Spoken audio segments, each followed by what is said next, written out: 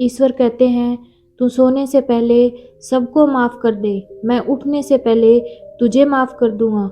दुनिया से बात करने के लिए फ़ोन की ज़रूरत होती है और ईश्वर से बात करने के लिए मौन की ज़रूरत होती है। फ़ोन पर बात करने पर बिल देना पड़ता है और ईश्वर से बात करने पर दिल देना पड़ता है। मोह माया में फंसने वाला बिखर जाता है और ईश्वर से जुड़ने वाला निखर जाता है। परमात्मा के पास दो शक्तियां हैं, एक है माया और दूसरी है भक्ति। जब कोई भगवान के समक्ष जाता है और भगवान को प्रणाम करता है तो वो पूछते हैं, बोलो क्या चाहिए, माया चाहिए या भक्ति चाहिए। भगत पूछता है, भगवान दोनों में क्या अंतर है। परमात्मा बोले, देखो दोनों में एक ही अंतर है। अगर तुम्हें नाचना हो तो माया ले जाओ और अगर तुम्हें नचाना हो तो भक्ति ले जाओ, क्योंकि जीव जिसके वश में रहे उसका नाम माया और भगवान जिसके वश में रहे उसका नाम भक्ति। भगवान के राज्य में समस्त संसार नाचता है, जबकि भक्ति के राज्य में भगवान स्वयं नाचते हैं। इतनी ऊंचाई न देना प्रभु कि धरती पर आई लगने लगे, इतनी खुशियाँ न देना कि किसी के दुखों पर हंसी आने लगे।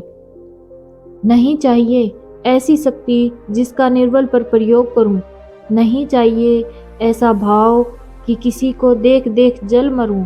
ऐसा ज्ञान मुझे मत देना, अभिमान जिसका होने लगे, ऐसी चतुराई भी न देना कि लोगों को छलने लगूं। किसी ने पूछा, भक्ति क्या है?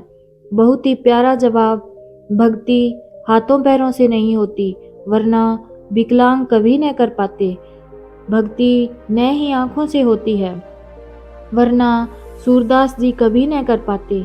न ही भक्ति बोलने और सुनने से होती है, वरना गूंगे बहरे कभी न कर पाते। न ही भक्ति धन और ताकत से होती, वरना गरीब और कमजोर कभी न कर पाते। भक्ति केवल भाव से होती है। एक एहसास है भक्ति, जो हृदय से होकर विचारों में आती है और हमारा प्रेम परमात्मा से जुड़कर रिश्ते में बदल जाता है। भक्ति भाव का सच्चा सागर है। भगवान ने संसार को जब बनाया था तो उसे सब चीज़ें दी, पर एक चीज़ इंसान के हाथों से नीचे गिर गई, जिसे भगवान ने अपने पैरों के नीचे दबा दिया। इंसान के चले जाने के बाद भगवान से किसी ने पूछा, आपने अपने चरणों के नीचे क्या छिपाया है जो इंसान को वापिस नहीं दिया? तब भगवान बोले, मैंने अपने चरणों के नीचे शांति छिपाई है। इंसान सदैव इसके लिए तरसता रहेगा, वो हर जगह ढूंढेगा पर नाकाम रहेगा और आखिर में उसे ये मेरे चरणों में आकर ही मिलेगी। मनुष्य का ये स्वभाव है कि वो सुख में ईश्वर को याद नहीं करता, पर दुख में उसे सबसे पहले ईश्वर का ही ध्यान होता है। किसी ने पूछा, भगवान कब याद आते हैं? उत्तर मिला, धर्मात्मा को हर समय, पापी को मृत्यु के समय, चोर को पकड़े जाने पर, गरीब को भूख लगने पर, धनी व्यक्ति को बीमार हो जाने पर, कंजूस को पैसा खो जाने पर, किसान को वर्षा न होने पर, मुसाफिर को ट्रेन छूट जाने पर, व्यापारी को नुकसान हो जाने पर, विद्यार्थी को परीक्षा में असफल हो जाने पर, इंसान को विपरीत परिस्थितियों में ही भगवान याद आते हैं। दुख में सुमिरन सब करे, सुख में करे न कोई, जो सुख में सुमिरन करे, दुख काहे को होए।